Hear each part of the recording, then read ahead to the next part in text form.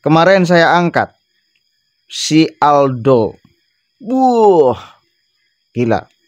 Dia seolah kemudian menghina warga Jawa Barat yang memilih Kang Deddy Mulyadi, merendahkan warga Jawa Barat yang memilih Kang Deddy Mulyadi. Nah, sekarang Ahmad Jin juga sama, ikut menghantam Kang Deddy Mulyadi, sang idolo HTI, saudara. Saya nanti akan lihatkan profil Ahmad Jin ini mukanya ini. Tunjukkan dulu biar jelas. Coba kita dengarkan dulu pernyataannya. Ini ngomongnya serius, maka akan saya tanggapi dengan cukup serius. Dengarkan dulu ya. Assalamualaikum warahmatullahi wabarakatuh. Bismillahirrahmanirrahim. Dalam kesempatan ini saya ingin memberikan tanggapan ya, dari isi pidato atau ceramah yang disampaikan oleh Gubernur terpilih Jawa Barat. Satu kesempatan ada datanya di depan orang banyak, dia mengatakan kurang lebih kalimatnya begini, kurang lebih, tidak perlu takut syirik, tidak perlu takut neraka, karena vonis syirik dan neraka itu bukan ranahnya manusia, bukan ranahnya ustadz, bukan ranahnya kiai, bukan ranah organisasi dan lain-lain, tapi itu adalah ranahnya Allah Subhanahu wa Ta'ala. Jadi saya ingin menjelaskan betul bahwa memutuskan seseorang sebagai ahli surga atau neraka sebenarnya adalah hak Allah Subhanahu wa Ta'ala. Ini disebutkan di dalam surat Yusuf ayat 67, Inil hukmu illa lillah. Sesungguhnya keputusan itu atau hukum itu hanyalah milik Allah Subhanahu wa Ta'ala. Namun ulama sebagai pewaris para nabi memiliki tanggung jawab menyampaikan wahyu Allah dan menjelaskan kepada umat tentang perbuatan-perbuatan yang dapat mengantarkan kepada surga dan neraka. Hal ini bukan vonis pribadi para ulama, melainkan menyampaikan ketetapan Allah yang terdapat di dalam Al-Quran dan hadis Nabi Sallallahu Alaihi Wasallam. Bentar, sampai sana dulu ya. Saya belum melihat teksnya yang benar-benar diucapkan oleh Kang Deddy apa. Mungkin sering saya dengar dari Kang Deddy itu, jangan takut tim musyrik kan. Jangan takut dituduh orang bakal masuk neraka, karena vonis kita itu melakukan kemusyrikan dan vonis kita bakal masuk surga dan neraka itu bukan vonis manusia. Itu adalah hak prerogatif Allah Subhanahu wa Ta'ala. Baru kalimat itu sering saya dengar dari Kang Deddy. Kan kita tahu sama-sama, Kang Deddy itu salah satu orang yang sering dimusyrik-musyrikan dengan aktivitas beliau, yang sering kemudian dianggap bakal masuk neraka karena aktivitas beliau. Sementara vonis musyrik dan masuk neraka itu bukan vonis manusia. Itu hak prerogatif Allah. Jadi ekspresi kesenian, ekspresi budaya Kang Deddy itu seringkali dianggap sebagai kemusyrikan. Padahal yang tahu, satu kali lagi yang tahu, itu beliau seperti itu sedang menyembah kereta kencana atau sekedar menghormati, sama seperti kita menghormati bendera merah putih, sama seperti sekali lagi kita menghormati bendera. Lalu orang menganggap bahwa itu sebagai kegiatan kemusyrikan, bukan penyembahan. Nyembuhkan minta pada kencana. Sudah diterangkan sebetulnya secara akademis Kang Deddy.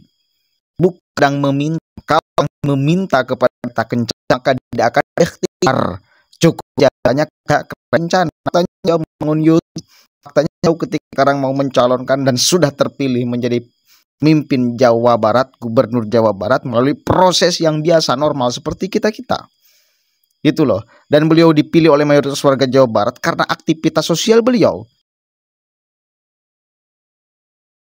Bukan karena magic kereta kencana, bukan. Karena aktivitas sosial beliau. Karena kasih sayang beliau yang selalu diberikan kepada masyarakat Jawa Barat.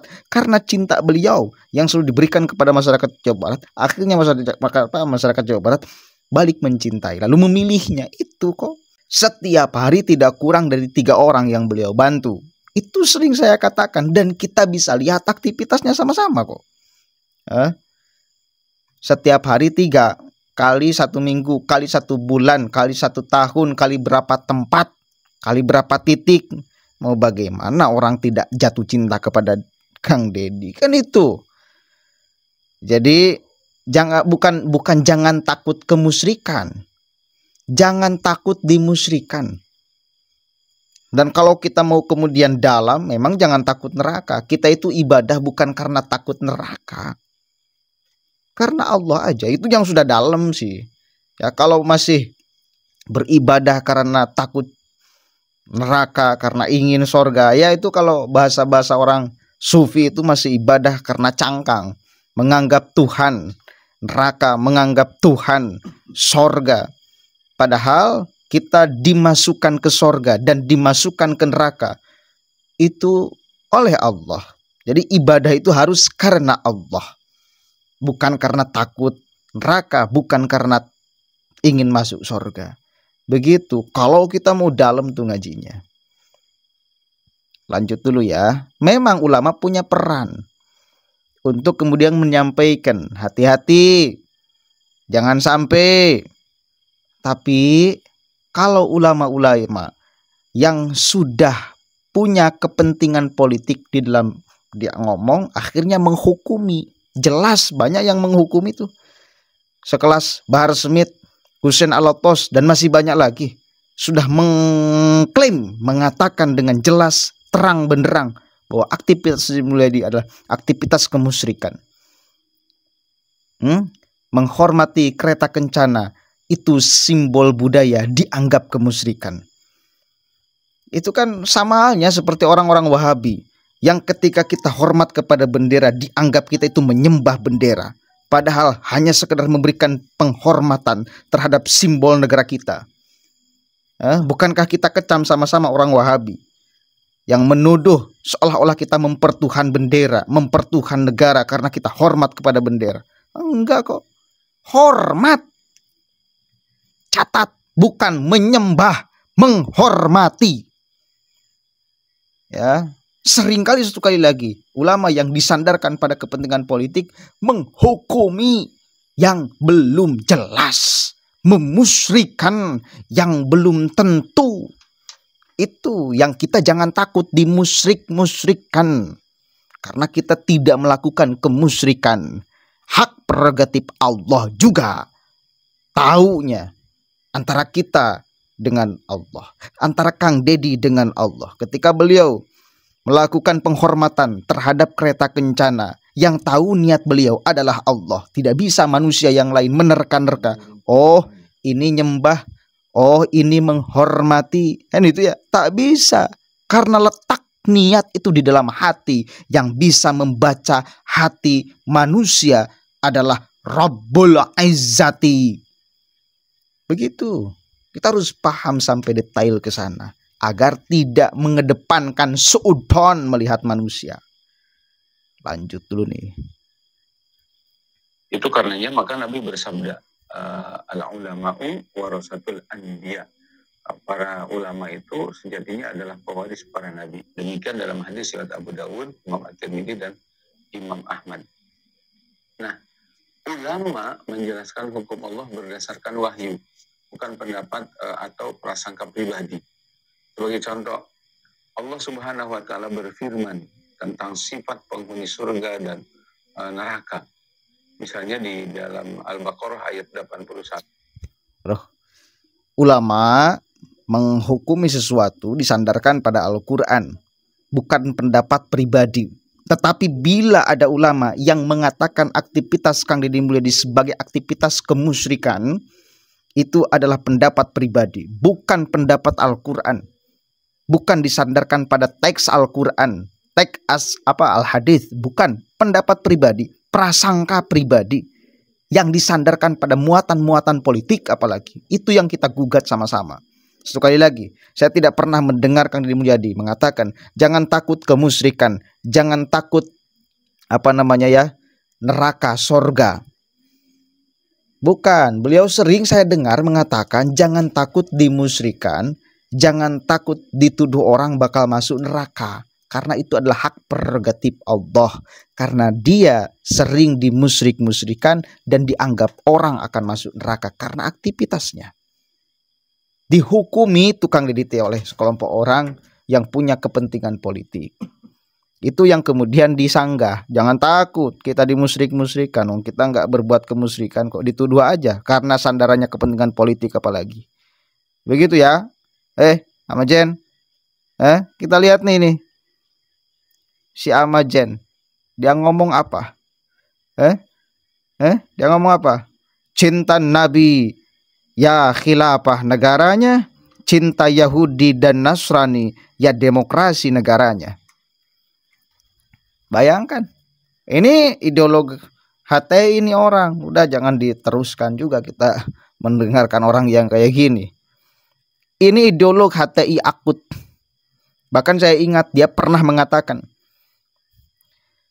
seluruh dunia ini, manusia dari dulu sampai sekarang mati di dalam keadaan kufur bila hukumnya masih belum memakai hukum khilafah, hukum Islam. Semua di alam dunia ini, kecuali orang-orang yang sedang memperjuangkan syariat Islam. Bayangkan, ulama-ulama terdahulu, Hadratus Syekh Kiai Haji Hasyim Asy'ari, Kiai Haji Ahmad Dahlan, yang jelas tidak memperjuangkan sistem khilafah di republik ini, yang jelas menyepakati Pancasila sebagai payung bagi semua warga Indonesia yang ragam suku, agama, dan budaya, berarti dianggap oleh si Ahmad Jen ini mati di dalam keadaan kufur, syirik. Kan kurang ajar namanya. Ini ideolog HTI akut tuh dia. Orang Bandung kalau nggak salah. Tapi nggak tahu, lupa lagi sih. Orang Jawa Barat lah. Ini si orang ini orang Jawa Barat yang jelas.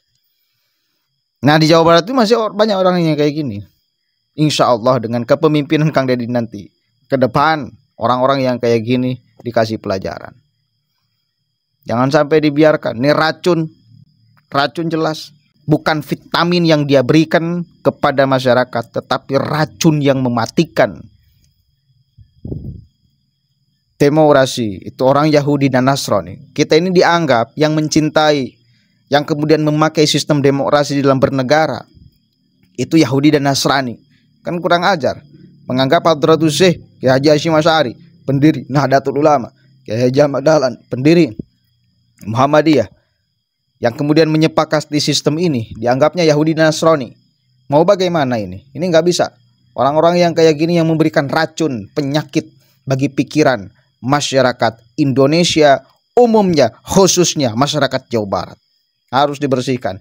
Ini yang kayak gini tuh, yang menyebabkan orang punya pikiran intoleran. Maka tingkat intoleran di Jawa Barat itu sangat tinggi sekali. Se-Indonesia paling tinggi. Kenapa? Karena masih ada orang-orang yang seperti ini berkeliaran, menyampaikan racunnya kepada masyarakat Jawa Barat. Assalamualaikum warahmatullahi wabarakatuh. Sikat yang kayak gini tuh.